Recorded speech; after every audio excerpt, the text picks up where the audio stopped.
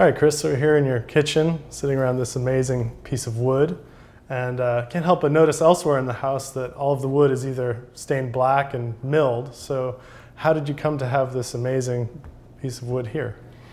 Well, as you mentioned, the palette in the rest of the house is very reduced. It's black and white, and it's somewhat austere. And it's intentionally that way because whenever we put artwork or furniture that's colorful, it really stands out against that black. It gives a real kind of figure ground relationship to things in our house. And so in the kitchen, I wanted a very inviting element that would draw people into the space. And so I chose to find a huge piece of wood. Yeah, it really draws your eye in. What kind of wood is this? This is California walnut, and it was actually a street tree from Palo Alto, and it was taken down by a friend of ours named Evan Shively. It took about 3 trips up to Marshall, California, to his ranch, and we would literally shuffle through stacks of trees like a deck of cards using a forklift until we found just the right piece, and I really wanted this kind of Y Was this shape. The notch is what sort of attracted you to this specific one? Yeah, it's the kids' little cockpit that they can kind of nestle in there when they have their Cheerios in the morning. Let's take a look at the next Make It Yours item on our list. Sure, great. The green door is probably the singular element of the project. It's about 14 feet long, and it just cantilevers out on a bearing, and it was fabricated by a friend of mine, Larissa San, and she's an architect and metal fabricator, and I had designed schematically how I wanted the windows to be, but then we collaborated to work out all the details and figure out how to build it, and especially figure out how to make a large door open. But it's a steel system, so we had to come up with a finish for it to protect it from the elements. We painted it in place because during the installation we had to weld it to the structural frame and grind it smooth, and so we couldn't use a pre-painted or pre-finished system. And we ended up using automotive paint, or just car paint. And I like that because not only is it durable, but you've got a great array of color choices. And in this color, I wanted something that simultaneously worked with the kind of austere black and white of the house and gave it a counterpoint to that seriousness and kind of enliven things. But I also wanted to bring in the color from the outdoor. Sure. So we landed on this really great, crazy green, which I love. So one of the suggestions you had for our readers was to go trimless. Can you tell us about some of the fixtures and fittings you designed for the house where you avoided trim?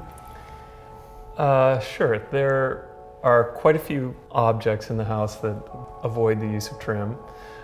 One of the first things you'll notice is all the lighting. The recessed lighting in the ceiling has no trim. And so what they are, they're specialty fixtures that are mudded in to the ceiling when the drywall goes in. And the reason I like those is that it lessens the visual clutter, and there's no plastic trim ring that will eventually yellow or look bad later.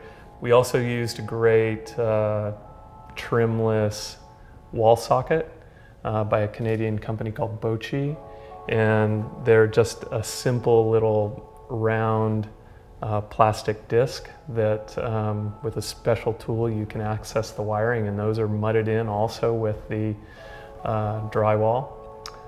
So a lot of this, obviously, when you're doing trimless work, it takes a higher level of skill by your contractor to install this because there's no trim to hide your sins. So basically the idea is through all these things you can avoid some of the visual clutter that comes from all of the sort of average things that need to go into every project. Right. It's a surprising way to tone down and calm down the look of a space without getting the chicken pox that is normally on your ceiling.